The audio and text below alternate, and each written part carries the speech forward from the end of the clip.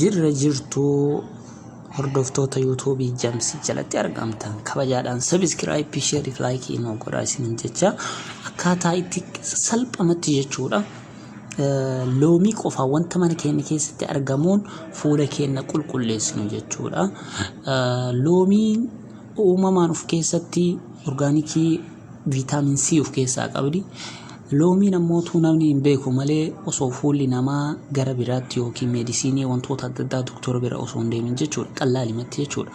loomii fuula dibattanii daqiiqaa 5 sana booda ofirraa dhiqanii sana daqiiqaa 5 booda erga dhiqattanii booda ammallee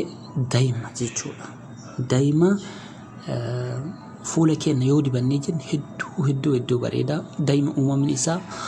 wanta kamiifuu dawaadha eessa akka dhufee fi maalirraa akka dhufu daa'ima namni wallaalee kamuun jiruuti bakka inni itti argamu namni wallaalee hin jiru jechuudha qallaalimatti jechuudha daa'ima kanaa fi bakkin soodaa jedhama walitti dibna daa'ima fuunee jechuudha kun ammootu orgaanikii waan qabuuf daa'ima uumamaan jechuudha hedduu fuula keenya nu bareechisa osoo doktora bira deemne osoo wantoota garaagaraa hin dibanne naachuraalii uumamaa kana yoo dibanne jenne fuulli keenya daran akka nu bareedu taasisa inni lammaffaa ammootu harka keenya yoo inni xurii nu qabaate zimjennee harka keenyaan fuula keenya waa dibachuu waa tuttuquun dhiisuudha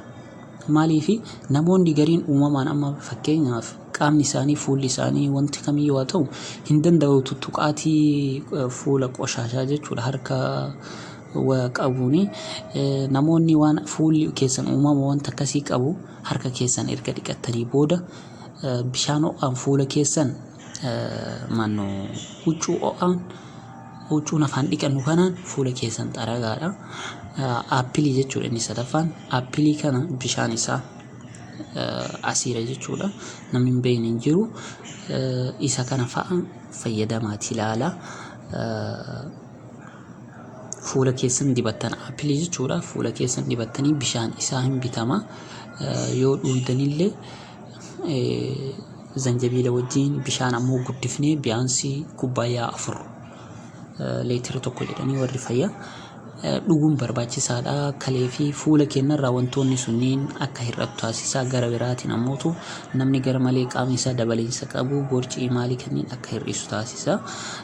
step 4 oilii viitaamin C jechuudha viitaamin C akkuma asirratti argitan kana kiniinidha sadalii akkamiyyuu argachuu dandeessanii fuula keenya hin dibanna